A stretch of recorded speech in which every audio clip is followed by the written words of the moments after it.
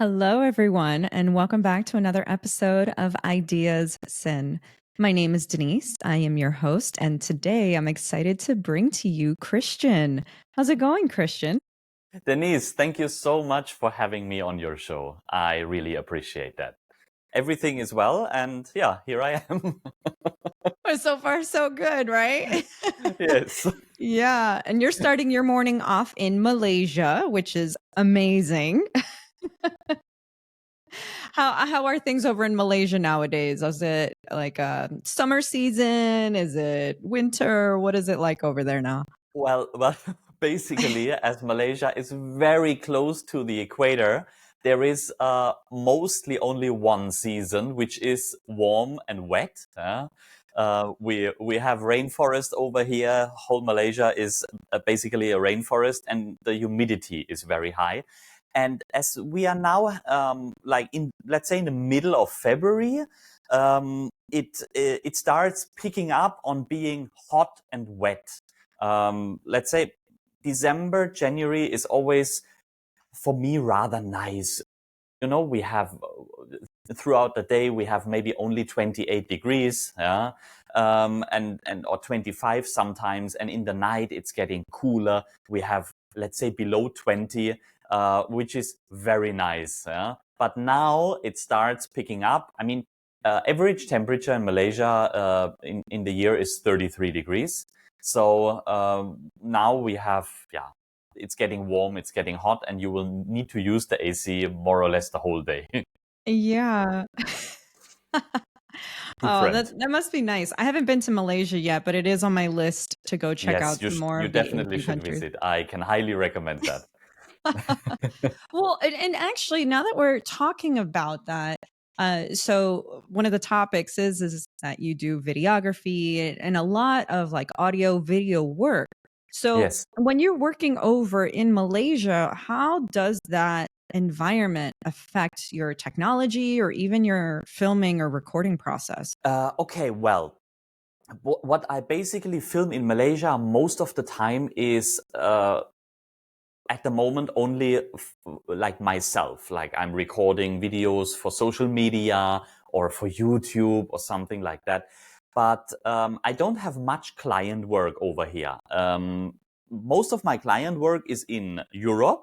And that's why I'm also traveling a lot. I'm traveling once a month usually between Germany and Malaysia. Right now, now today is Thursday, and on Monday early morning I'm flying back to Frankfurt for another. I think this time is a little bit longer.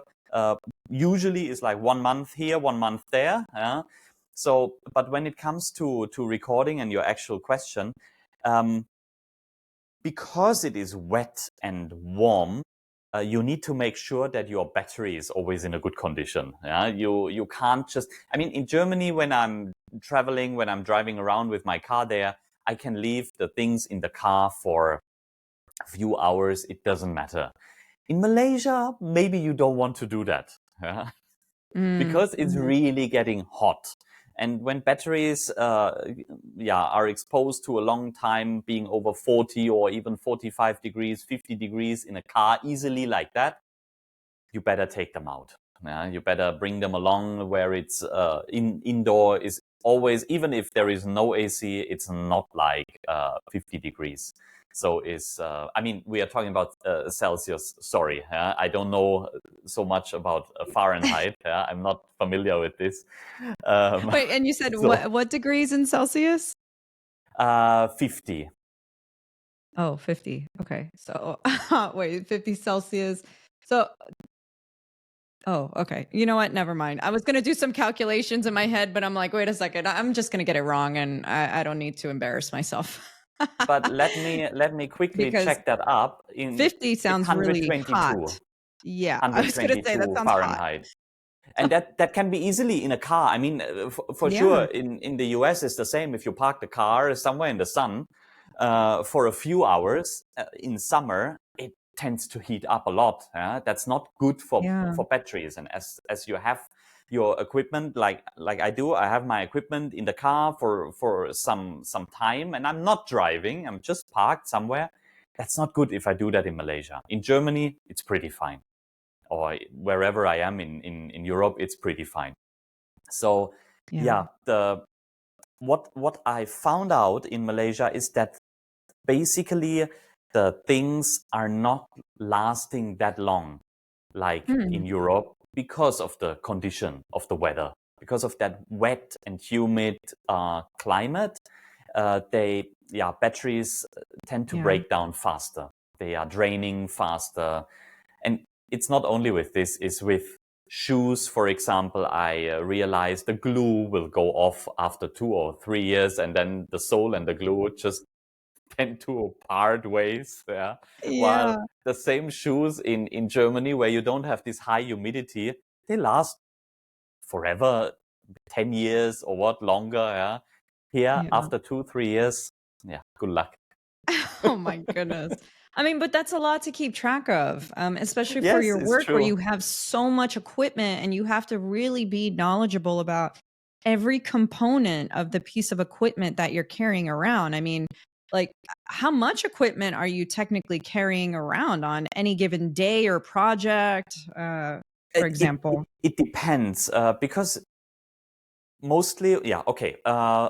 Most of my equipment I still have in Germany because most of my Mm, shoots are within Europe. It's in London, it's in France, in Spain, in Germany, of course, Switzerland, Austria, Denmark, but mostly the big equipment I have there. But what I travel with always is my small compact Sony camera and basically another camera that I have like two perspectives if I'm filming myself because it looks more mhm. nice when Yeah. you do video work. And those things I always travel with in my hand luggage, and then I have a few things I always also need to bring along, like adapters and batteries, obviously. But I also have some like basic filming equipment in Malaysia. But yeah, it's always like this, like you mentioned, you come back, okay, you check your things, everything is working, all right, good. If not, yeah, you need to replace it, or you need to find other ways to make sure it's not spoiled. Yeah, it's always like Yeah. that. So And I'm just thinking yeah, of, oh, mhm. no, sorry, I was actually done. Oh, no, that's okay. I know because I'm thinking you're even mentioning traveling, and so even going through security and flying with the equipment. I typically fly with a lot of my own technology and equipment as well. But I'm imagining you. It's like, oh, what? How are you divvying that up between your luggage? Do you end up checking any equipment in, or is it primarily carry on as much as you can? But I mean, even then, I'm thinking some equipment can't fit in a carry-on. So how are you transporting that without it getting Um, damaged or stolen?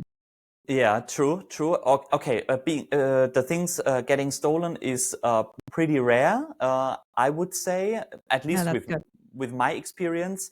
I'm always flying. I mean, between Europe and Malaysia, I'm always taking Emirates. So I would say I'm rather on the safe side when it comes to this. However, when it comes to check-in luggage, you can't check in anything that has a battery, right? So all the battery stuff you need to put into your carry-on. That works so far pretty well, even though I have to say they better don't weigh my carry-on because I think 7 kg is allowed, and Yeah, usually I'm that could be a going lot. off with 15. Yeah. Yeah. So luckily they don't check it. Um, but yeah, it's I mean, for me this is like more or less everyday work. For somebody who is not used to that, it sounds like, oh my god, how can I organize all of this? But I'm so used to that. I mean, for me it's basically very normal, and I'm happy if I can go through security where they installed already the new scanners. There are scanners now. You don't need to take out your laptop and your electronics anymore. All you need to make sure that you are not wearing like a belt and stuff like that when you go through security. But the scanner itself, they can scan pretty well. And sometimes I'm lucky in Dubai or in Frankfurt, for example, where they have the new scanner already. However, in Malaysia, at the gate where I usually need to go, they don't have the new scanner, so I need to, yeah, basically lay out in one layer so they can they can scan it easily. I need to take out a few things, then they scan, then I put them back in. All right, usually, yeah, maybe it takes 2 more minutes, but I'm used to that, so I know what to do and how to do it. Yeah. So I mean, and that's kind of even going back to the origin story of how long you've been doing this for, because I know that we spoke and you've had a passion for Yes. this for quite a bit of time. So what was that initial interest in a lot of this video work and production work? Well, okay, now I really need to go back Back into time. back into time. Okay. After school, yeah, I wanted to make money. That was my first goal. All right, you're done with all of the boring stuff, sitting down, learning whatever you never need. All right, let's put yourself to some use and make some money. And I've been doing that. I've been starting out with insurance. After I've been with Allianz, which you might have heard of as a insurance company. Yeah. I've been there almost 2 years. Then I started to become an insurance broker. And I've been doing that for a few years. I've been selling health insurance, and I've been quite successful with this. I had a nice car. I mean, I was young, 23, 24, 25 years old. Other Mhm. things are important than what is Yeah. important to me now. So back Yeah. then was like, oh, nice car and a nice apartment and everything, and I can afford this and that. And yeah, life was good. And then after a while, I've started to work together with a business partner and friend of mine, and we slowly switched from. I slowly switched from being the insurance broker guy towards building up companies. We had a holding structure, and we've been starting out with a coaching business where we Hmm. also taught people about financial stuff and how they best can prepare for the next crisis. Let's say, like, instead of buying fiat money or taking fiat money like US dollar or euro, rather go ahead and buy some gold and silver just to prepare for whatever happens, like the next financial crash. And that was uh, basically shortly after 2009, Lehman Brothers, 2010, around that time, when we started that, and it was working well. The people were interested into this, and so on and so on. Okay, it's a long story now already, I know, but bear with me. Um, Is the uh, origin story.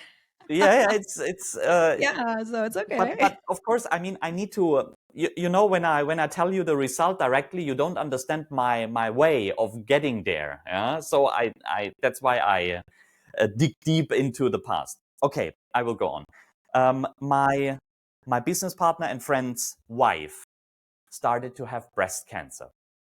And from this point on, we decided that we dive into health coaching as well, because there are many natural ways of healing cancer that you don't know, basically, because your doctor don't earn anything from that if he doesn't prescribe you the chemotherapy. But that's a different part. We've been diving deep into this topic. However, she went cancer free for, I think, 2 or 3 months, and then her dad passed away. And her dad was everything, and she gave up. She basically gave up. She started to eat Ben and Jerry's and Nutella from the glass directly. Oh, yeah. Cancer came back, and she died, I think, half a year later, Oh, wow. around that. Yeah. My business partner and friend, totally devastated, no chance to go on in any way. And as I mentioned before, we transitioned already from like this typical insurance stuff and financial stuff into this kind of coaching idea. And I've been building up those companies with him, and we had people to do all of that. Okay, however, after we've been at this point that his wife passed away and he was out of order for sure 1 year, um, there were two options for me. I couldn't do all of this alone. So either I've been going back selling real estate, selling health insurance and insurance in general again, which I didn't want to do anymore. I felt like empty inside of me. I felt like I was looking for like some kind of higher purpose, maybe. I didn't feel good doing what I've been doing. Or that was the second option, or doing something else, because the company was not working at that moment. We couldn't do anything. I couldn't do it alone. So it was then when I've been sitting down in my office one day. I don't remember the day, but I've been staring into the laptop, and I remind myself. I remembered suddenly, like had a like a brainwave or what, from a memory from so many years ago, and I've been seeing myself playing with Lego bricks when I was a child, when I was 8 or 9 years old boy. But I didn't play with police stations and fire stations and whatever. I've been building film studios and TV studios with my Lego bricks. That was always something that I was genuinely interested in. I loved doing that. I loved watching a talk show on TV and then recreate that with Lego bricks, and build that up, everything. And I tried to shake off that thought, I tried to, come on, you're an insurance broker, maybe you're a CEO of some kind, or a businessman, entrepreneur, but you're not a filmmaker. Christian, don't be ridiculous. Yeah, my voice, my inner voice, Don't be ridiculous. You've never been to film school. You have no idea about all of this. Yes, you are interested, but come on. Yeah. But it was not possible. I couldn't shake it off like that. And I was like, okay, what does it take? And then I was already drawn to that, and I started to do some research and what is necessary. Okay, long story short, 1 month later, I called a friend. He came over. We built a green screen studio. 50 square meters green screen studio. That translates around to 450, 500 square feet. Not big at all. Yeah. Just A like little studio. Yeah. very basic. But back then, that was in 2015. Back then, everyone wanted to be in a virtual studio. I don't know if you remember that time around, but everyone you've been seeing online having a video course, he or she was in some kind of fancy virtual studio. You've been seeing it was not real, but everyone wanted to have that. And I was like, okay, then we built that. So I have some client coming up. Okay, however, after I built that was fast, maybe like 1 or 2 weeks. I started out, I've been diving in, I've been buying equipment, I had some money aside, so I was able to do that. Okay. And it didn't pick up, but what happened was that, I don't know, God, the Buddha, the universe, or whatever, said like, oh, Christian, looks like you finally found something that you love. So let me open the gate for you. It must have been like this, because I met, through a former business partner, I met another business partner who became then business partner and friend of mine, and I'm still working with him now. So he introduced me to a guy who was responsible for doing the WTA's Mallorca Open. WTA is the Women's Tennis Association. And the Mallorca Open back then was a tournament on the Spanish island of Mallorca. I'm not sure if you have heard about Mallorca, but Mallorca for Europe is like maybe the Bahamas for the US. It's rich. All the rich people going there, they have vacation, and everyone want to go to Mallorca. It's like a very exclusive luxury island, but you can do all sorts of vacation there, but it's mostly a vacation. Okay, so after I've been drawn into this and I knew that it was so special with this Mallorca Open because it was the last grass tournament before Wimbledon coming up. That means the top 20 of the world's women's tennis player were coming to this event to train because there was the last chance to basically have a tournament before Wimbledon where they can train and like really under those circumstances of a match, to train. So my job was to capture all of the background stuff, you know. The WTA, they are very professional. All is live broadcasted. They bring their own people for filming the tournament itself.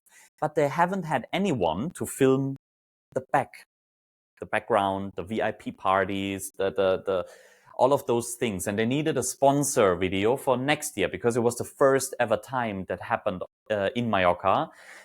So I've been there and I've been doing that the first year. And to make things, to shorten things, I've been doing that 3 consecutive years. All of the time it actually took place in Mallorca. It was 3 years and then there were no more Mallorca Open.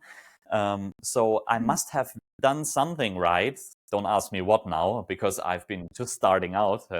But somehow I made it work out for them. And that was actually basically my start into that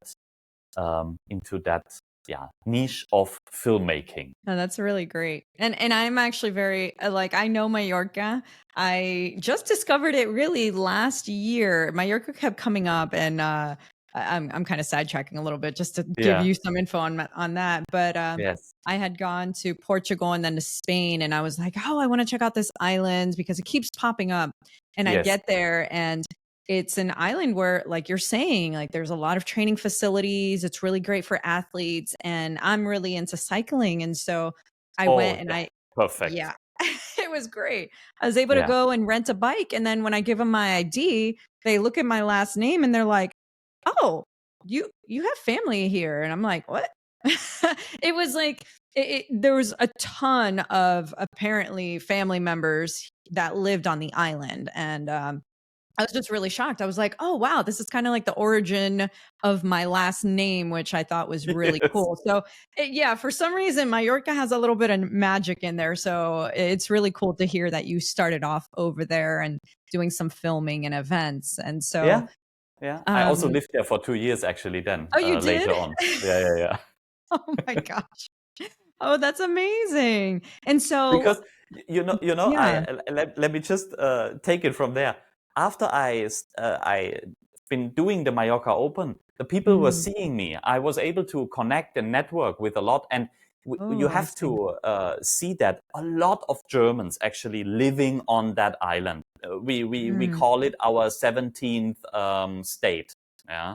Mallorca is like Germany's 17th state, even though it belongs to Spain. But so many Germans every year come to have vacation there and also live there. I think back then it was roughly 100,000 or 90,000 Germans living on that island. And I mean, it's just an island. It's not a small island. You still need 2 hours driving from one side to the other. Yes, or 1.5, 1:45 you need, but still it's an island. But at the same time, you can do so much there. And from me being flying, basically I've been flying Monday, I've been flying to Mallorca, and Friday I've been flying back home to Germany, you know? And that was for months. I've been doing that for months. And I was like, are you crazy? Why you still keep your apartment in Germany? Yeah. And back then I've been also flying to Malaysia as well, because back then my girlfriend, now my wife, living here. So I was always like in a triangle, you know, between countries. And I was like, okay, Germany, you have clients there. But at that moment, I had a lot more clients in Mallorca than in Germany. So I moved to Mallorca. And once I moved, that shifted. Very funny. Then I was living in Mallorca, and basically most of my clients were in Germany. Really? That's so interesting. Huh. So Why I've is been that, you think? I have no idea. I really have no idea. So I've been doing the same thing with traveling all over for another 2 years until I decided, okay, Mallorca was a nice experience and was nice to be there. And I love that island. It's one of them. I mean, if you don't know Mallorca, you know it, yeah. But if the people who listen to the podcast don't know Mallorca, it's really worth checking. I think, if not mistaken, Condé Nast Traveler is putting that on the list of Oh, the yeah. top 5 islands in the world every year because it's so you can do so much. You can have the beach holiday. You can do cycling in the mountains. I mean, they have mountains there that Yeah. are covered in snow in the winter. It's crazy, yeah, and it's a Mediterranean island. Yeah?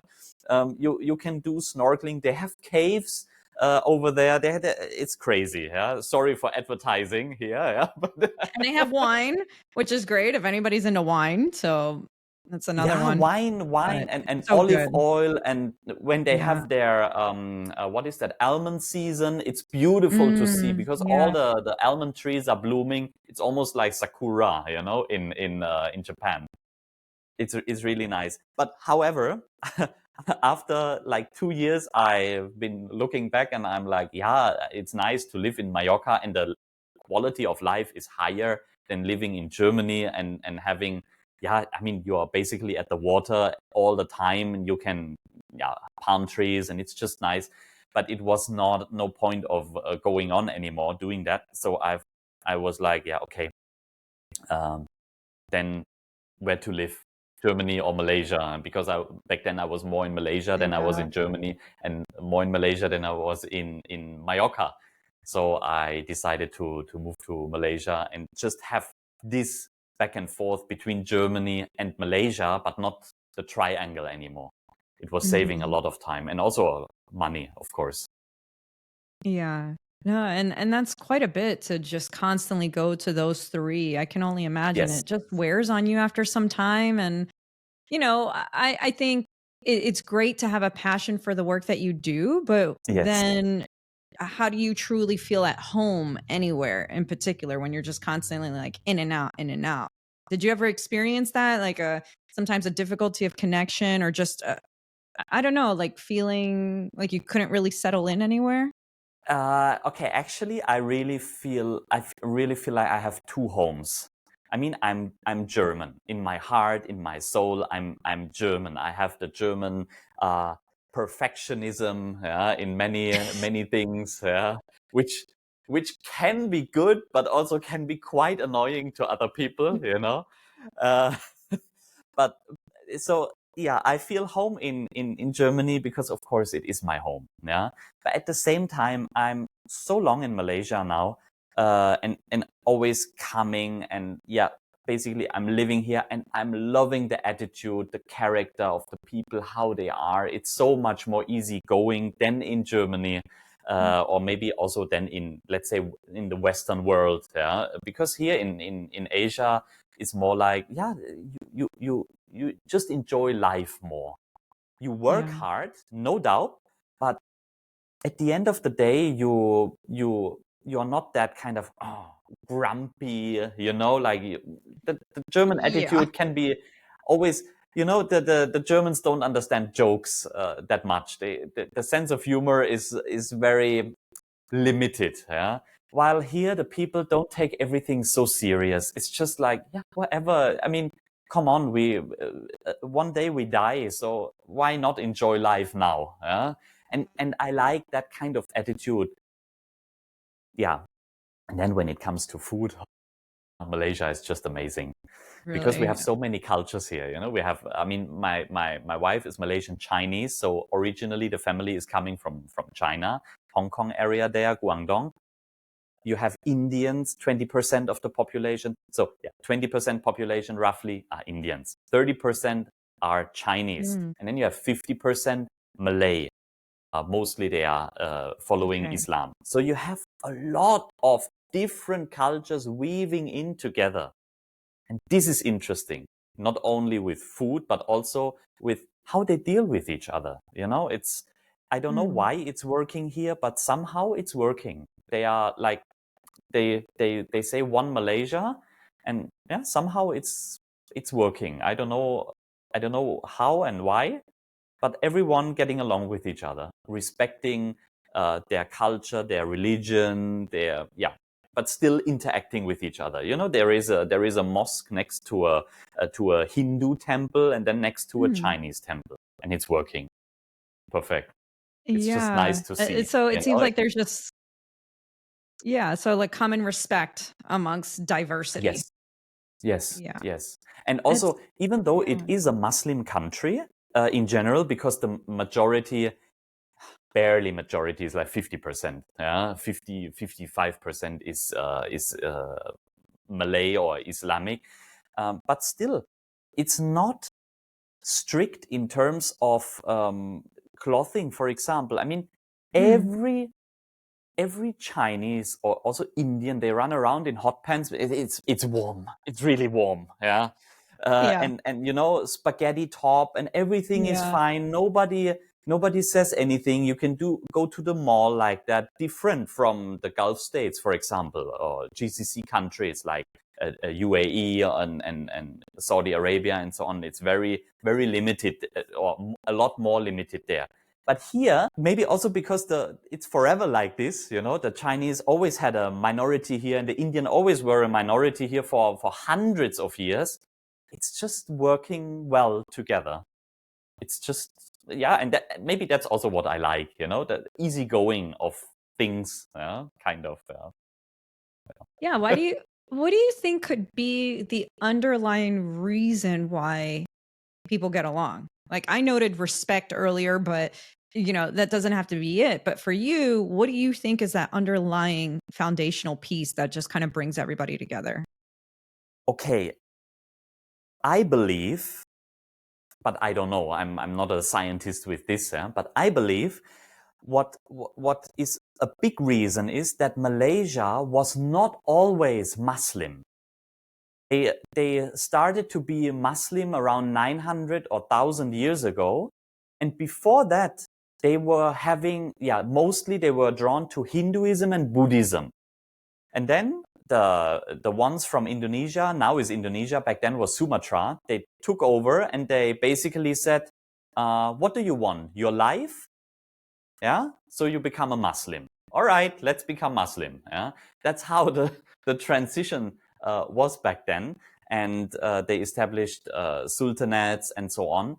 But I believe from this past, the people are still more open to other cultures because back in their hearts, they were maybe not, the first few generations were not that deep into Islam than they are now. I mean, the Malay, they are Islam and respect and all of this is very nice, but they are coming from a different background, you know, not 2000 or I don't know how many years or since it started out, they were not Muslim. They were coming from a different culture, different background. And also another thing is migration to Malaysia took place for centuries. Basically, it was not like, okay, now let's open the border and come in, and let's see how you align with it. It's happening for so many years. There are families that origin 400-500 years from China, and they are here, or from India, and they are here in Malaysia. Now they look like the Malay look, a little bit more tanned, from the skin color. Originally, if they really go back, their ancestors, they will be from this part or from that part of the world. Malaysia was maybe a multicultural country for many hundred years, and I guess that is why they are more open and more relaxed with this. That's interesting. And for you, coming from Germany, and I know you've traveled a bit into different places and regions, but how's that been adapting to a new culture? Okay, you know, for me, I would say it's rather easy, because the Malaysians, they love Germany, they love German cars. Everyone wants to drive a Mercedes or an Audi, or a BMW or a Porsche or whatever German car. They love it. So that's the first thing. Then when you say you're from Germany, either it's about cars or it's about football. Oh, really? You're Bavaria, Munich, yeah, like those Champions League stuff. I'm not a football guy, so You're I like, I don't know. honestly don't know much about it. Yeah. But it turns out we won the world championship 4 times, and for Malaysia, that's like, oh, you're from Germany. It's those two topics. Yeah. Champions. Yeah. Yeah. Exactly like this. Yeah. And then of course they like the German attitude of being like on focus, being on point, being a perfectionist, engineer quality. They put that on top of me, even though I'm just a filmmaker. But for me, it's rather easy to get along here. They are more interested in why I'm here, why I like the country, how come I stay here, those kind of things. So for me, it's pretty easy. I mean, where I stay is a city with 100,000 people living here. I think for many years I was the only white guy. Now I think we have another 2 guys. One is from the US, one is from UK, and that's it. So it's still, I mean, I'm not in Kuala Lumpur. I'm not in the capital. There are many foreigners. But I'm rather like 1.5 hours drive up north in a rather suburb but relaxed area. Yeah. Yeah. So for me, it's fine. The people love me. They like me. They always want to talk with me about this and that. Yeah, different perspective of life as well. Yeah. And that would be interesting. I'm already kind of coming up with like a little mini documentary series you can get into of really like your experience coming from Germany to Malaysia and just the fusion of the two cultures and seeing how even though you guys are so drastically different in many ways that you guys still can appreciate so much of each other and what you've learned from each other. And I could see you kind of like interviewing some other Malays around there and just being like, hey, tell me about this. And then you're telling your story. Anyway, you don't have to do it. It's just an idea that popped in my head because But it's sounds just a nice. beautiful like fusion of different cultures. And so Yes. I think that would be really cool. Yeah. Yeah, definitely. I also believe that travel is so important to open up your perspective to other cultures. I mean, I didn't even know what I don't know before I traveled. You are drawn into some culture. You need to observe, and then only you can try to understand. But trying to understand is good already because you are willing to accept it, and that's what I like actually about that. And of course, there are so many differences between my like home culture, how I grow up, compared to the people here. But it's nice to see, and and it's nice to explore. Now so I know you mentioned a lot of your work is primarily in Germany, but is the film industry pretty big or I don't know, even developed in Malaysia? Well, pretty big is always, I would say it depends. Relative, right? Yeah. Yeah. We have film studios here. We have a lot of TV here.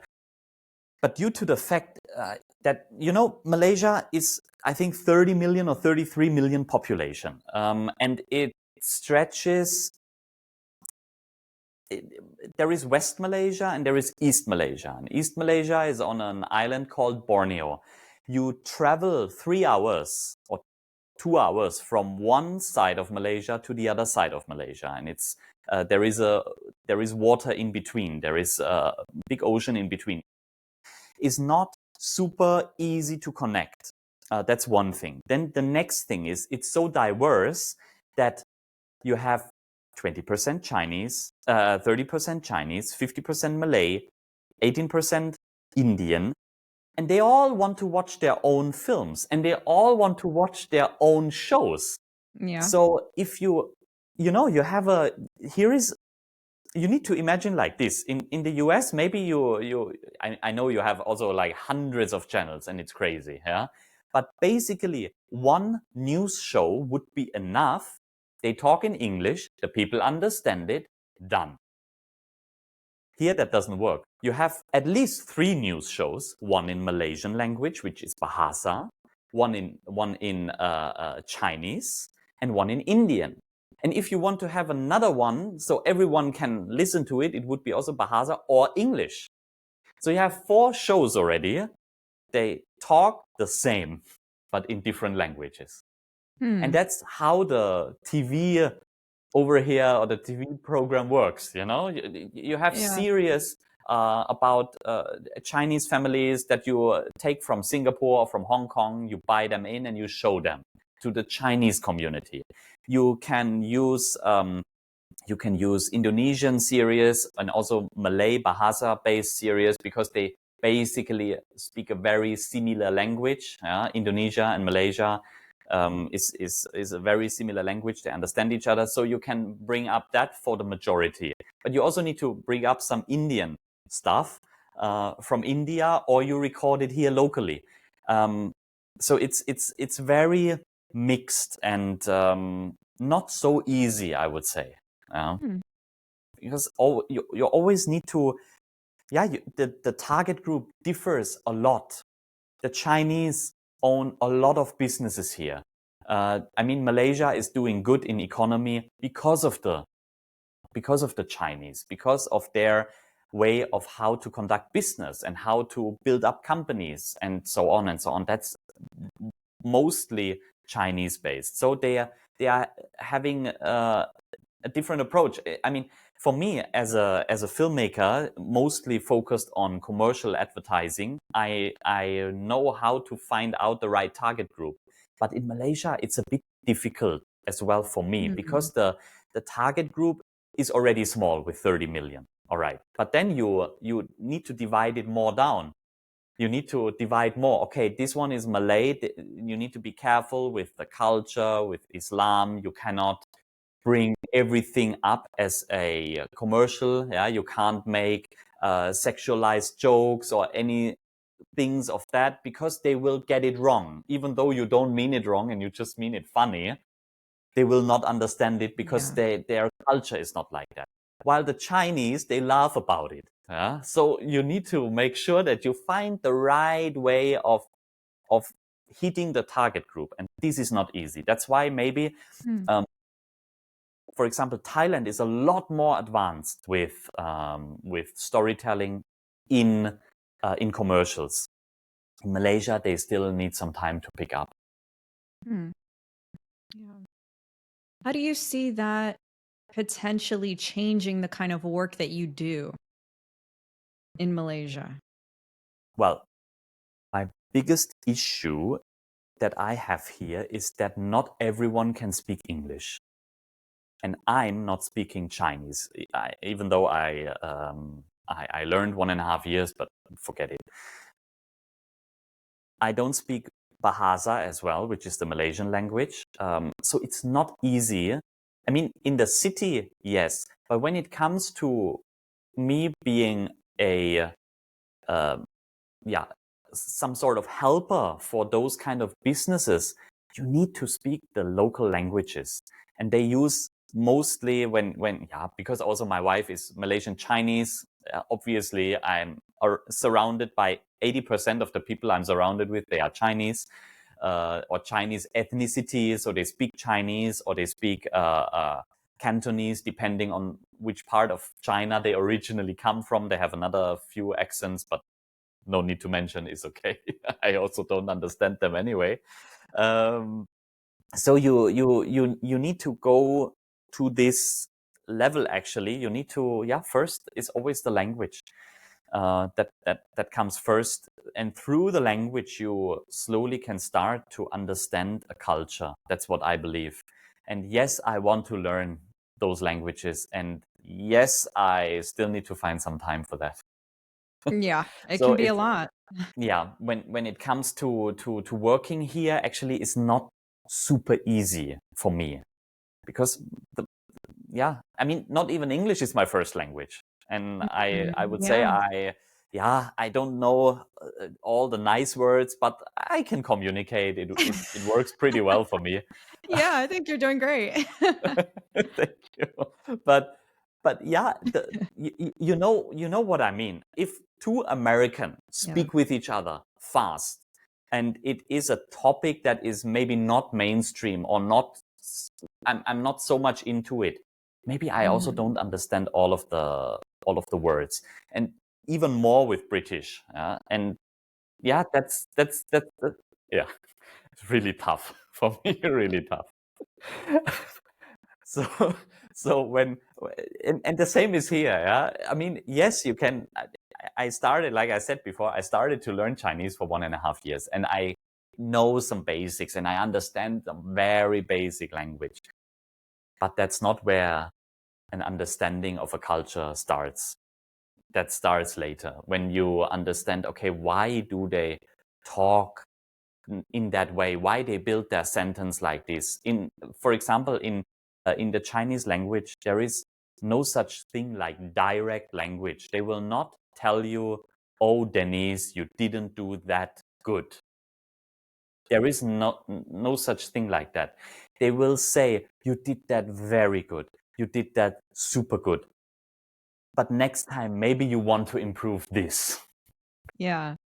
You know, it's a different way of talking with each other. In English, you can be very direct. In German, you are super direct. You are so direct that Yeah. even for English-speaking people, it's tough to be confronted with the German way of talking because we don't giving any compliment. Mostly, what we say is, "Yeah, that is not bad," but not that's good. If we say that's not bad, that's already a compliment in my language, in the original German language. That's not too But bad. Yeah. but like how you do that in the US, that you just approach somebody you like and you will say like, "Oh, I love your shoes. Where did you buy them?" We don't have Mhm. this culture in Germany as well. Hmm. Yeah. So you just don't do it like that. If somebody will come to you and say, I love your outfit. You look so good. The German will be like either error. Yeah, there will be like an error message coming back. Yeah, because they're like, Yeah. I don't know what to respond. Yeah, Yeah, what do you mean? or there will be super like over because I know in the US that's basically more or less normal that you talk like Yeah. this with each other. Maybe it's not very honest. I don't know. Yeah, but it's a way of expressing. Yeah, and on a daily basis. And in Germany, the people will be like, "Oh, you really like my outfit? Oh, thank you, thank you." Yeah, they will be overwhelmed from this because they Yeah. don't hear that very Mm. often. Yeah, at least. Yeah. So it comes through the culture, and yeah. Back to your original question, that's not so easy, and maybe that's also one of the reasons why I have most of my clients in Europe. Hmm. Yeah, that is really interesting to learn about that dynamic and how, yeah, just even accepting a compliment. I mean, it's interesting because you say that they get so excited because they never hear it, and then here in the US, there's sometimes a battle with even accepting a compliment where people put themselves down and they're like, no, no, no, no, no, like, no, you're not talking about me, like, no, this thing, no, like they try to shoot down the compliment, and Hmm. there's that mentality that sometimes we have to wrap our heads around of no, we're okay to receive a compliment, we're worthy of a compliment, it's okay. Yeah, Obviously, like you said, it depends the environment and the individuals, because some can come off as very disingenuous, but again, I think that really just depends on the environment and the people you surround yourself with. But exactly. it, That's what I yeah. believe. Yes, a lot. I mean, maybe it's not related, but I just want to give you an example. I know Hmm. tipping is very normal in the US. Well, yeah. Yeah. In Germany, the tip is usually included in the food price already. So at the end of your restaurant visit, you or I still tip, but you don't have to. But you still tip if the service was good, and only if then the service Okay. was good. Now, last time I've been flying from Frankfurt, and I bought a bottle of water, and I pay by card, and it was in the machine that I was asked to tip. Yeah. And that was the first time I experienced this in a normal grocery store. I mean, you know those stores at the airport, right? Yeah. Before you fly, you just buy a bottle of water. And I was like, why the hell do I want to tip? Yeah. I buy a bottle of water in a grocery store. I say hello to that guy behind the counter and tap a credit card, and that's it. There is no service. I can do that by myself. If it's a self checkout counter, no need to. You know what I mean? For me, it is a little bit ridiculous, and I love tipping if it's worth it. I like to go to a steakhouse or whatever kind of or sushi place, and the service is good, and the waitress or the waiter coming by like every 5 minutes, checking if I still have enough wine, if not refill. Yeah, ask me regularly. They see what's going on. They don't bring in the dishes too fast, and all those kind of things to me is service, and I love to honor that. I also love they are paid already. Like I don't need to tip like 10% or 20% like you need to do in the US, if not mistaken. Like for me, quite high. But I still like to give like, I don't know, let's say the bill is 100 euro, then I will give 5 or 10 euro on top. And they will be very happy with this because first of all, they have a good salary and I don't need to worry about them starving. But at the same time, I honor their job. I respect their job. And that's something for me that I will give. But if they don't do good, I will not give a penny. And that's the difference.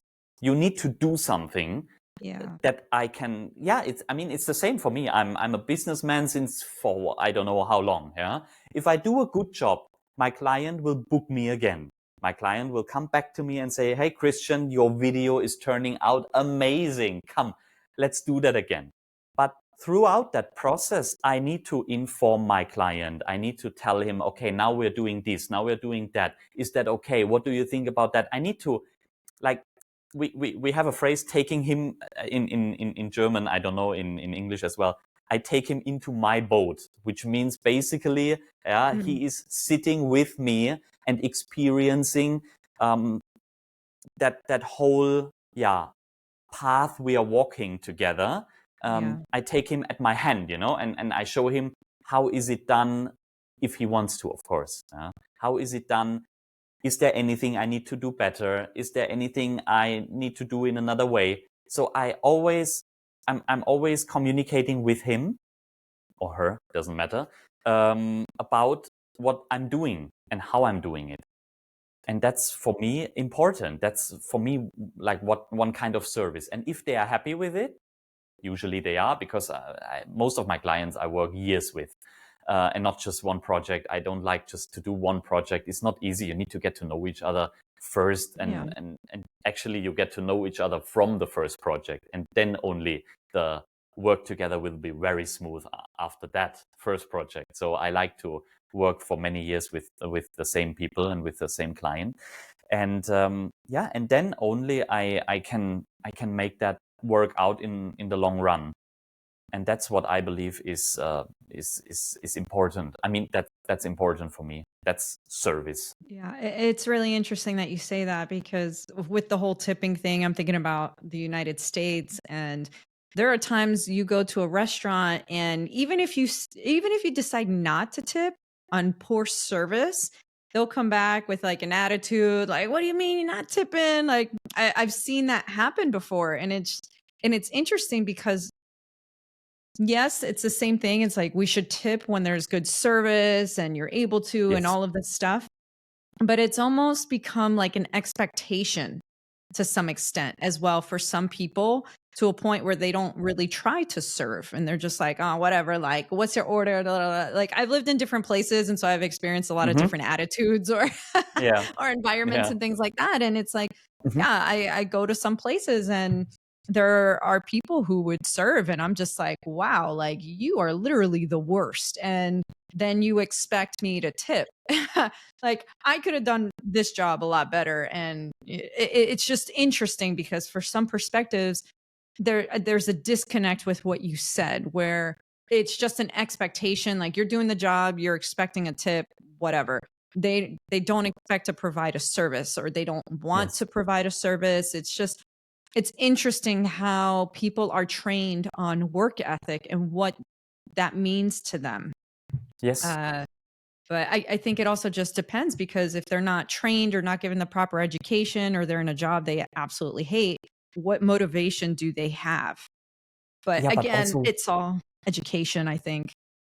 it is, but also, I mean, nobody needs to do that job, right? That's what I believe. Nobody needs to do a job that he or she don't want to do. So if you don't want to be a waitress or a waiter, then you don't be it. Then you find something else that you really like to do. But don't do something just because you need to make money. Of course, we all need to earn some money. That's obvious, yeah. But you need to find something in the long run that fulfills you. Otherwise, you will be miserable. You will be, I mean, more than miserable. You will hate yourself for doing that. And how can you stand that? That's what I believe. It's so important. You know, I witnessed I'm going out for food maybe more often than other people, and I witnessed really good service, and I love to appreciate that by giving them a nice tip, something that they will be like, oh wow, that's one of my favorite guests tonight, let's say like that, yeah. But that is earned. That is earned from loving what you're doing. And that's what I believe is so important. And I don't mean what I want to say is, you can be good and you can love your job no matter what job you're doing.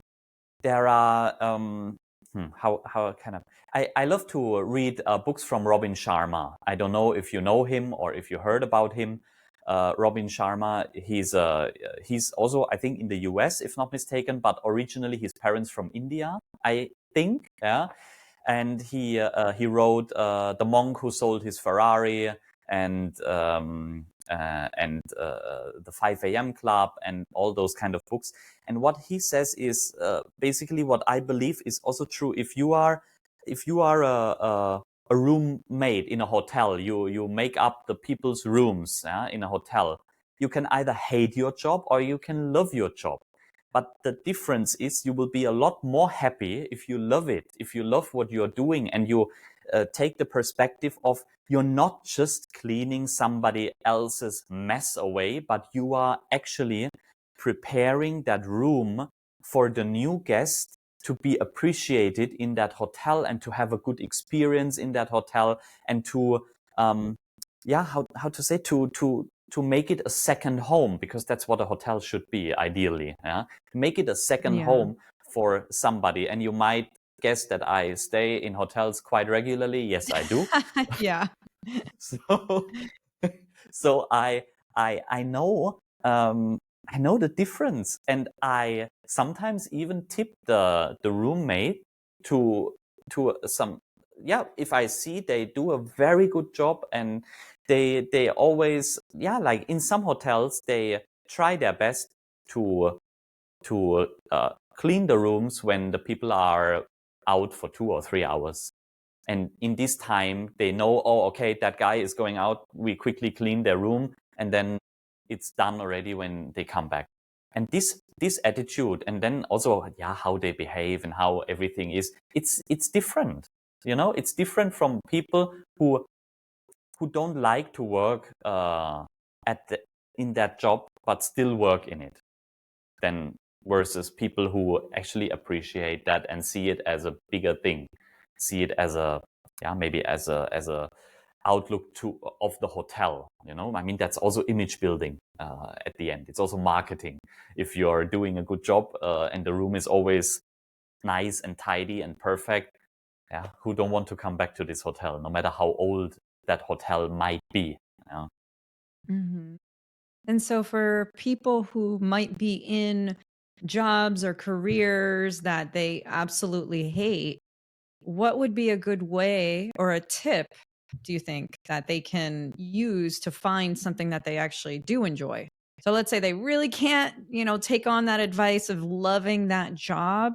Mm-hmm. What else could they do to figure out what their passion is? I know you had that memory come into your mind and it just continued and continued. But if they don't get that memory or that external trigger, like what kind of tip would you provide them? Well, I think that's not super easy to answer, but because I believe that we all of us, every human being know what they are supposed to do here on this planet. I just think that 90% of people have made that voice shut up in their brain. I think if I look back and if I listen to myself, and I did when I told you I was in this situation in front of my desk and there were crossroads and I needed to decide where to go to.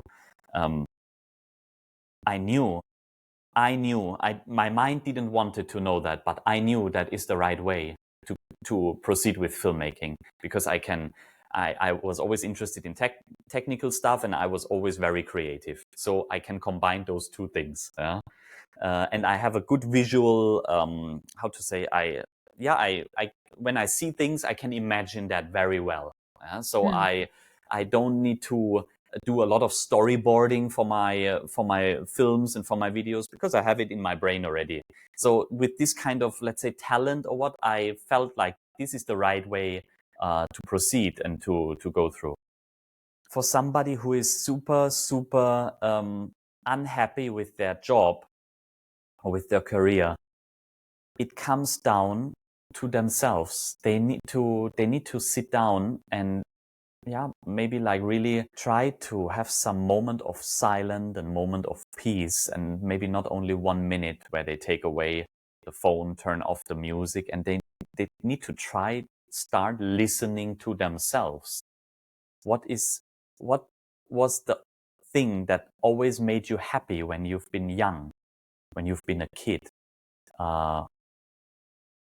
When have you had the last time that genuine interest in something? But maybe you need to dig deep, but you need to have some silence for that. I love to meditate and I love to do my yoga every morning. This morning, I have to say I didn't do that because we are talking. Yeah, I didn't do it yet. So after Yes, yes. our conversation later, I will do my Yeah. 20-minute yoga, and I love to do that because the thing is, same with meditation. You are not. I mean, you are sitting down, and the thing is, you cannot not think about anything. It's not possible because our mind is going crazy. But you can focus on your breath. And that's what I try my best to do during yoga and also during meditation. And then I'm drawn away here and drawn away there. And I'm thinking, oh, I still need to do this. And oh, I still need to do that. And I catch myself by doing this, by not focusing on the breath. And then when I catch myself, I'm drawing my attention back to my breath, and I start breathing, just breathing in and out again. Yeah. And I focus on breathing in and out. And maybe that will work for a few seconds, and then I will be drawn away again. And then I catch myself again and I put myself back into this situation that I'm really focused on breathing in and out. And maybe that would be an interesting tip that I can give to people who are really super unhappy, to first get some silence. Because, I mean, if you do something that you are not happy, then you will be ranting about it, you will complain about it, it will affect other parts of your life too. Maybe it will affect your relationship with your partner, with your kids, with your parents, I don't know, with yourself. So where it always starts and always ends is always ourselves. That's where it begins. We are coming to this earth alone and we are going alone. It will start with us, it will end with us. So we need to make sure that we do the right thing for us, not for anybody else. And I believe to get to that point, at least a little bit better, is to find some silence and find some way of get that silence and don't be distracted. Not another phone game, not another Netflix binge watching, not another texting on WhatsApp or scrolling on social media. Just take away all of this and focus for a moment on yourself, at least a moment. And if you do that, I believe if you do that for a month already, you have a pretty clear picture of what you want to do and where you want to go. The question is if you can. That's another question. But first you need to find out actually what you want, right? Before you can find a way of achieving it, you need to know what you want to do. And I think that's the way of doing that. And what do you think you've learned about yourself after having taken the dive into video work and production? I learned so much. Which is great. So it could be a few things. It doesn't have to be one thing if you want to share. Yeah, I try to think where to start. I think that, we live in a society and in a world where we need money to buy things, to pay bills and all of this. And this is important. And no matter we like it or not, that's the system we are living in and we need to accept it. So in the business I'm doing, there are always ups and downs. Sometimes I have one client only, sometimes I have 10. And it's not, as an entrepreneur, as a business person, it's not always running smooth. And what I learned in this time is to cope with that and to understand that I'm not living yesterday and I'm not living tomorrow. I'm living now. And what I do now might change how it is tomorrow for me. How is the quality of my life tomorrow? The only thing I can change is what I can do now. And that's what I maybe really learned. I've been worried so much when I started out with filmmaking, like, oh God, how can I do that? And so on. Luckily, I was too busy then because I had clients directly at the beginning. So I was not able to think too deep about, can I pay in 3 months my rent? Because I was too busy to work now, which was good because at the end I was able to pay the rent because of my clients, because I had enough. But of course, you are asking yourself this in that situation. I mean, my inner voice also asked me, "Are you crazy? You have work that you maybe not like, but it pays very well. I had a good life. I had like I said before, I really was not struggling with my situation. It was nice. So changing that was also a big step for me and for my ego. Actually, my ego was asking all the time, can you keep your life standard? Can you keep all of this? What if not? Will you succeed? You don't have any idea how to film. You need to learn so much. What if you totally suck at it? Yeah, all those questions are coming up, and I learned to listen less to my mind and listen more to my intuition. Maybe that was a big learning, actually, and also to accept the things I can't change. I'm still struggling sometimes with that because I'm a person who works a lot and who is not easily to satisfy. I have high expectations of me and I have high expectations of others, and I'm living up to those high expectations of me, and sometimes others are not living up to, of course they can't live up to my expectations because they are my expectations, but I need to still learn to calm down, and to understand that, not everyone is the same like me, and that this is good, and I need to accept and appreciate the way they do that. And it's not always easy. So it's a lifelong learning process, more or less. But what I learned is maybe this I didn't know what I don't know at the beginning. Yeah, I didn't even know what I don't know, and now I know that I don't know everything, but I'm willing to learn, and I'm willing to dive into that a lot deeper than I've been willing to learn that before. You know, when it has nothing to do with my business now, but when I came to Malaysia first in 2015 as well, there was a culture shock for me because, you know, if you order a cordon bleu, do you know what yeah, you know cordon bleu, right? Is basically a piece of either pork or veal or chicken, and then stuffed with cheese and ham. In the US, in the Western world, that comes without bones. In Asia, not. I was like, what the hell? Why It's more they? work. I just want to eat. Yeah, I just want to eat it. I just want to cut, and I was cutting that.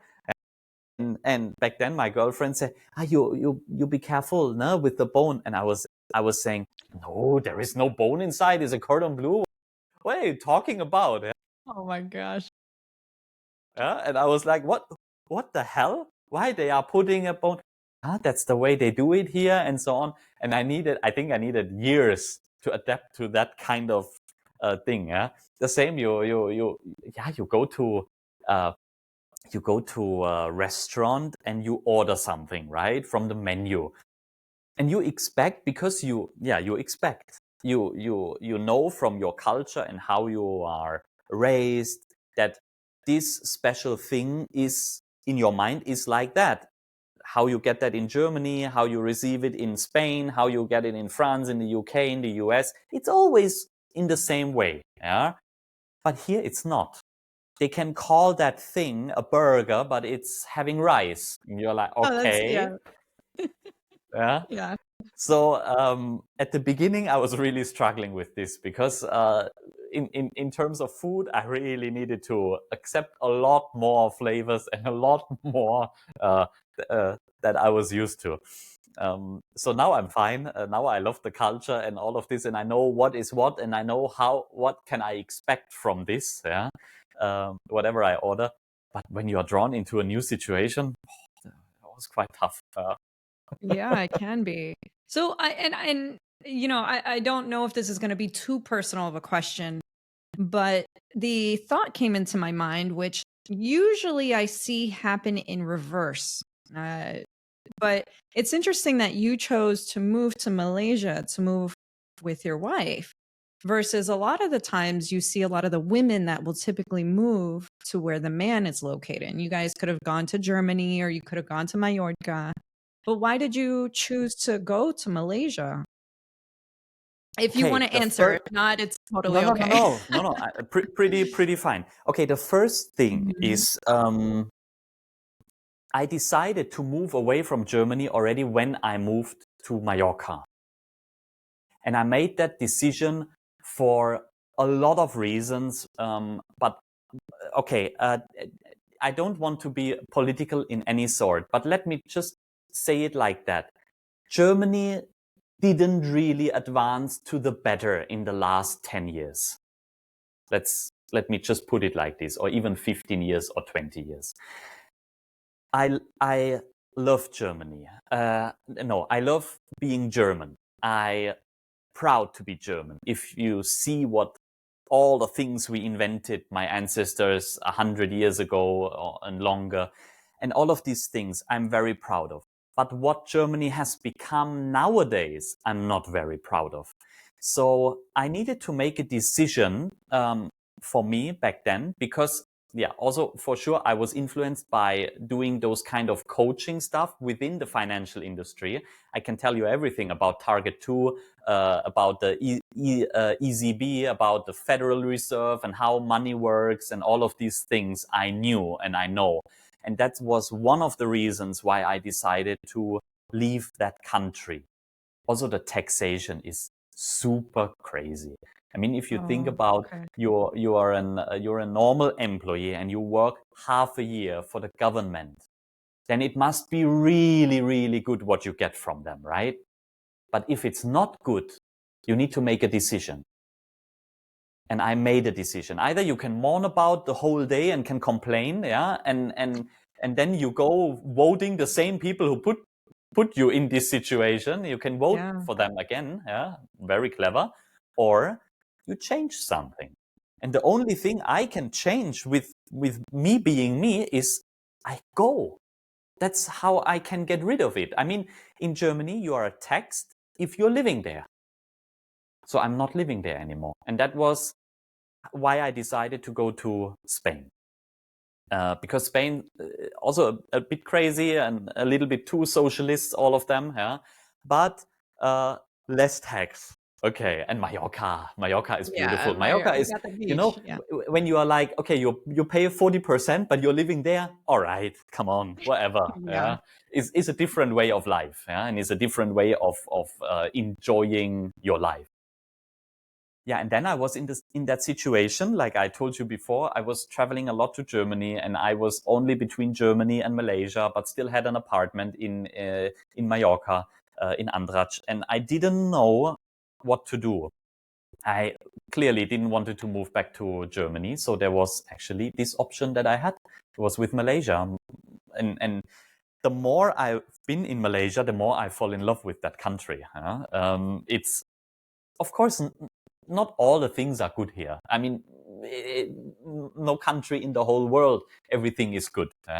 You always have things that can be improved and that could be better. But the life quality here, especially with the people around who are so easygoing and who are not just like, just like the Germans in general, they are always grumpy and always complaining. So I thought, like, here I have a different environment that will lift me up and that will make me feel good. And basically that happened. So I decided to try that out, and it worked pretty well. Yeah, that's great. No, and it's nice to hear that, because I feel like people are stuck with indecision a lot, a majority of the time, because they're like, do I stay here? Do I transition here? How do I even do that? And change can be very difficult for individuals when they're Definitely just shaken. And actually, this is kind of going back to a point that you made, that you were in a very stable job, one that, paid you well, allowed you to live however you wanted, but you didn't like it. Then you transitioned to doing something that you're absolutely in love with and you're passionate about, but there's a lot of chaos and instability at times. So it's just really interesting to see that you went from stability to instability because it was something that you had genuinely loved. Why do you think that is? Like, do you think that following your passion and what it is that you love is just chaos majority of the time? Or do you think that it pans out at the end, like it actually balances out, or you overcome it in time? I can be good in something that I'm doing, even though I don't like it, up to a certain level. There is a limitation that comes naturally because you don't love what you're doing. You're not passionate about it. But when you are passionate about something, there is no limitation. And, you know, I'm working every day, 10 to 12 hours. And it's no work. And I'm happy my wife accepts that and gets along with it. And she's also an entrepreneur. That's maybe also one of the reasons. I mean, they have family business. They are Chinese. Every Chinese doing some kind of business, mostly. So maybe I'm lucky to have found her. For sure, I'm lucky anyway. But to found her being not the typical employee, and also have this like, I don't know, CEO mindset or entrepreneur mindset. And I believe it's all about mindset anyway. So I don't prefer chaos. To me, what I'm doing, I mean, right now, it's always like, okay, sometimes you have more clients, sometimes you have less clients, like I said before, but I'm doing pretty well. And the thing that is making the difference for me is that I love what I'm doing. I genuinely love what I'm doing. I burned for that. That's my passion. You can put me into a room like this. I mean, you don't see it right now, but I have 1, 2, 3, 4 lights here, yeah, and a little monitor where I can see myself. My laptop is standing here, and I'm looking into a camera directly because I like to I set that up for Zoom calls and for like our conversation now, which is on Riverside. I see it up there. Yeah. But I like to I have that. I mean, is a small teleprompter, yeah, that I can use the picture we are talking about with. So actually, when I talk right now, I look into your face, but behind your face there is a camera, Yeah. where I actually look in. So it's all those kind of things I set up. You can put me in this room for hours, and I will just love doing that. I'm not getting bored. I turn on some music, and there you go. And then I'm done rather fast than slow, because I'm used to that already, and I know what I'm doing after 10 years in the business. Yeah, but That German efficiency. yeah, Germany. That's right. That's right. Here you go, huh? but but I love to do that, and I love to try out these things. And now it's it's how to say. I believe if you never experienced this, it's not easy for you to understand. Not for you, not for you, Denise, for you, but for the Yeah. people in general. Yeah.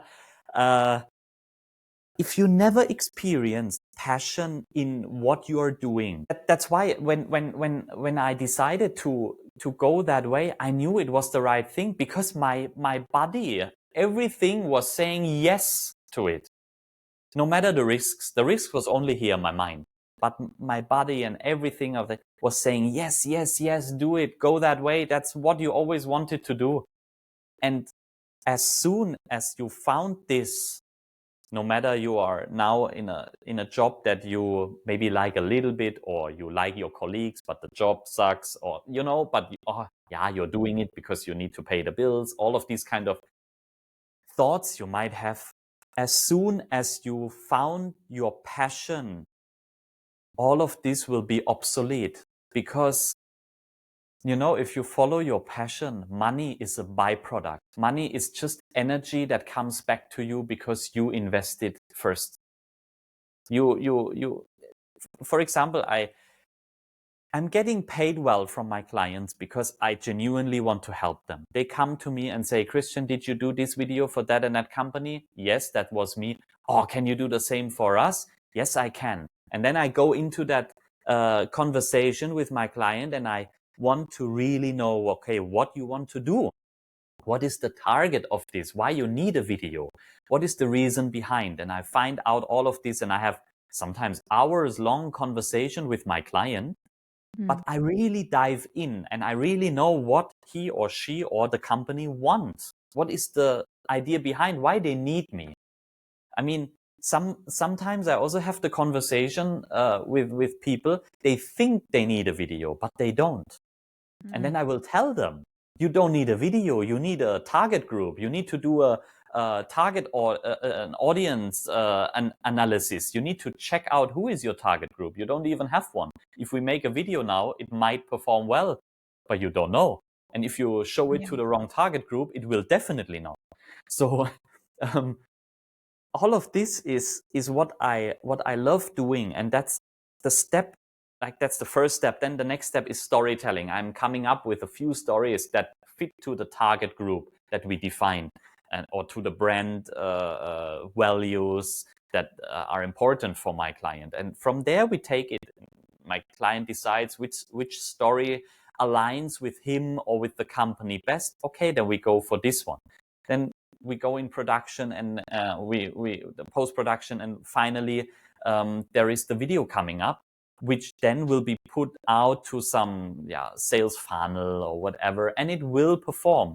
And from this, as it will perform, I will get back energy in form of payment, of course, but also in form of that the client tells me, okay, we are with you for the next 10 years because you're doing a great job. But Yeah. could you do something for my brother-in-law who also have, Yeah. And that only happens if you are doing something that you love. If you are doing something for money, it will not work. It's very simple. No, and that's great to hear as well. It is because some people they get wrapped up in that argument. I don't know if you've ever heard of The Artist's Way by Julia Campbell, I believe. I don't But think so. Yeah. it's a book that it really makes you go through a lot of different exercises to one, like uncover a lot of the different things that we've talked about, like what is your passion? How do I get there? How do I break limiting beliefs? And there's always this idea of like the broke artist. And so a lot of people will think, well, how can I even transition into this? Like it's not going to pay well. And it could be something so like, something so random. But again, people might limit themselves to that. Mm-hmm. So when you're transitioning into something that you love, how much did you have to sacrifice of your old life in order to step into this new one? Actually, not much. Yeah, that's good. To be honest, no, not much. I mean, yes, there were tough times, but that was because I've been focused too much on my client in that moment, which was good, but too less on marketing myself. Mm. And that's what I needed to learn back then, because when I was an insurance broker, I bought leads and then just called the lead and say, hey, yeah, this is me. I'm coming by because you need an insurance, right? All right, let's go. So it was easy to get new clients. When I transitioned to being a filmmaker, I had a very good start. But after that, I needed to start advertising myself, because the people didn't know what I was doing. They didn't know me at all. So I started to build up some social media, did some ad campaigns there and so on. And mostly what I needed to learn was that I show myself, just like what we are doing now. I mean, Mhm. I'm in your podcast because I'm interested in how you do that and so on. And if any of the audience will ring me up after that and say, hey, Christian, you seem Yeah. like a cool guy, can you do a video for us? I will be very happy. But I don't believe I need to push myself so much forward, like, oh, I'm the best filmmaker and I'm this and I'm that and that. It will come naturally to me because I love what I'm doing. Mhm. And if I have other people in a similar situation like me, coming maybe from that point or changing the way of business because they want to follow their passion and they want to start doing what they love doing, then that they will be aligned with me already anyway. They will maybe hear that one day and say, oh, that guy is also the same like me. Maybe interesting to connect. These things, they will come to you as they should come to you. I believe that you need to trust into the process. You need to stop your mind's voice maybe a little bit, ranting about, oh, but how can I do this? How can I do that? Take a deep breath and go with the flow. There is no, I don't believe there is any fast lane to success. There is, I forget who said that, but there was one guy in his 50s becoming a overnight success, more or less, with a film, if not mistaken. I really forget the name. And he was asked in an interview, how about your overnight success? How do you feel about it? Yeah? It was really overnight success for you. Yeah? And then he Yeah. said, yeah, my overnight success took me 25 years. Yeah. And that's it. And that's it. And there is no such thing like an overnight success. You can be lucky to some kind, yes. But if you're lucky in the first place, then you still need to keep up to be able to do that. And that's exactly the same. If you're doing something that you don't like, you won't be successful in the long term. You will always reach your boundaries where you need to do something that you don't like. It's not working. That's what I truly believe. That's why even though you make a lot of money with your job that you are not happy with, there will be limitations. And even though that limitation will be your health one day because you're doing something that you're not happy with. And that limitation is not worth it, That's how I believe it. And that's why even though I might have less once in a while than I could have if I would go on with what I've been doing before in terms of money, in terms of financial success. I'm so much more successful with my heart and my soul than I could ever be with a few millions on my bank account. It's for me, there is no such thing like comparing that. I wouldn't be happy in what I'm doing. I wouldn't be fulfilled in what I'm doing. And this is draining so much more life quality than money can give you. It's simply not worth it. I would say the price you need to pay is way too high to be unhappy in a job you're doing just to get some money. It's not worth it. Yeah. And it's really interesting too, because you were saying how things will just come to you. The energy will just come to you. And it's really interesting because and this is something that I usually start at the beginning of these podcasts where I say, hey, and we met through here. And coming full circle in a way, you and I met because you heard a previous episode of mine from Jessica, actually, and her experience in getting into film and video and her passion for it. And so it was funny because then you heard that, and again, you're international. You're over in Germany, you're over in Malaysia, and somehow you picked that up. Because I'm over in the United States, and now here we are, we're having a conversation, and it's just like, oh wow, this is exactly, you're the kind of person that I wanted to hear the story and to understand that, hey, again, just because we're in different countries, it doesn't mean that we're not all trying to do the same things or pursue the things that we love. Like, we are all still connected despite what the barriers and the boundaries are around here. So I think that that's a really cool example of how energy can just show up and come by. And so I think you that see, that's cool. you've been supposed to be the host, and your audience supposed to be the audience that I talk to. So it really aligns. Yeah. And so with that, I really want to ask you, do you think that there's anything else that you would like to share with our audience as we go to wrap things up? You mean in terms of any tips that I can It could be tips, it could be advice. Anything around that. Yeah. And then afterwards, please feel free to share how folks can reach out to you. I'm going to include all that in the description because I'd love for them to reach out and check out your website and your Instagram. Mm-hmm. Okay. If there is something that I might want to give as an advice or tip, or I don't want to say something like advice, because who am I to give advice? I don't even know where that person who is just listening to our conversation stands in life. I have no idea where they come from and where they are going to, what they have been through.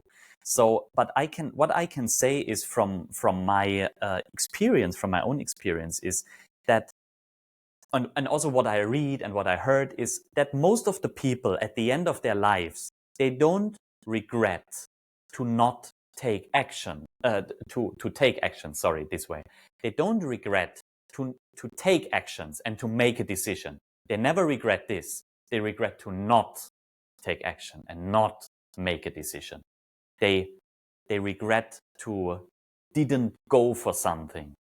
They didn't do something. They regret this.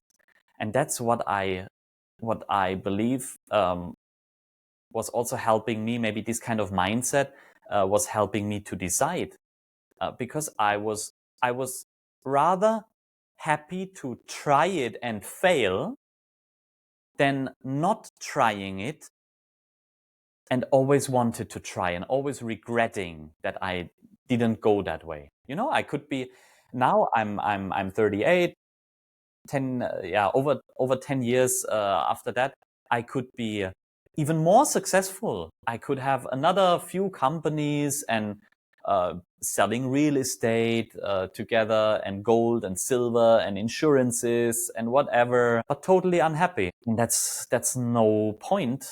That's no point in life quality, I believe. And then it will, for sure, it will, because it's not meant to be me in that industry, me doing that. It's not meant to be whoever declares that or says that, but it clearly was not me being there. I was supposed to maybe try that out a few years and be successful and get to a certain point in my life where I live very comfortably, but start to understand that my heart and my soul are not up to this kind of thing.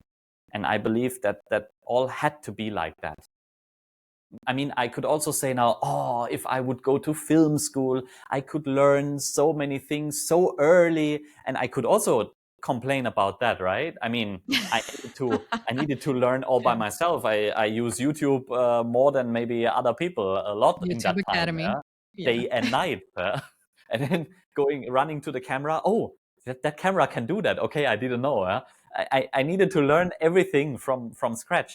And I could also complain now, oh yeah, if you would go to Lee Strasberg Institute in New York and this and that. Yeah. But maybe that's not the way I was supposed to do that. And to me, that worked out pretty well, the way it did. And I'm very grateful to have this chance in my life to be that person and to go that way. And also help other people with me being creative. That's so cool. I mean, I do something that I love and I get paid for that because other people like what I'm doing. Amazing. Mm-hmm. And Yeah. maybe to change to finish that, Denise, with this being said, I believe everyone should at least try to find something that they pursue, not because of the money, but because of they really want to do.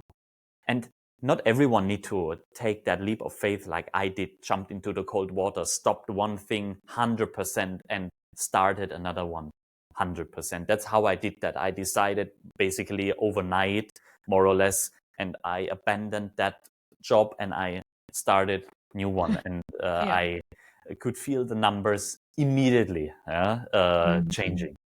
Because there I was getting money on a regularly basis and I abandoned that. Done. Next.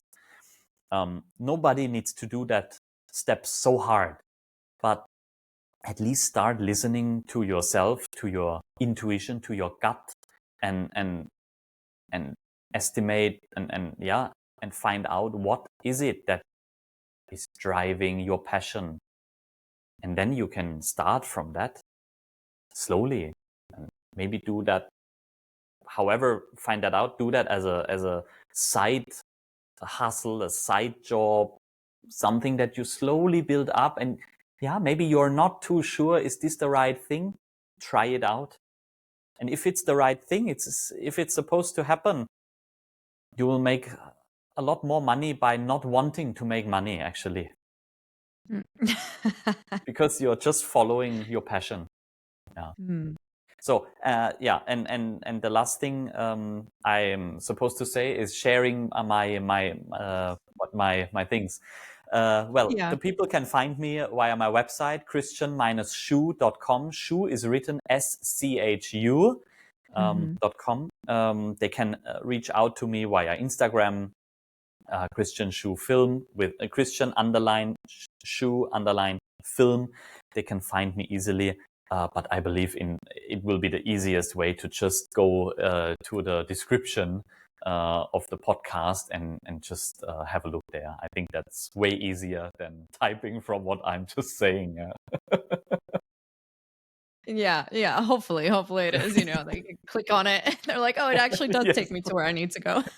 yes, exactly. Well, Christian, I just want to thank you so much for taking the time out of your morning and your yoga and breathwork routine and meditation routine, actually, Yes. to chat with me today. I really do appreciate it. And for you to share your experiences and share your story and to really provide that encouragement for individuals to go and explore what it is that they're passionate about or even could be passionate about if they're not yet there. And to our listeners, I want to thank you, like always, for your time, for involving us in your life and just being open minded to hearing another person's story. So, thank you all so much. Like we noted, I'm going to add Christian's information in the bio. So, please feel free to check that out. He does some amazing videos. I saw it on Instagram already. I did my little creeping around. So, Thank you confirmed so it much, does look Denise. great. And so thank you all so much again for listening. And until the next time, thank you. Thank you.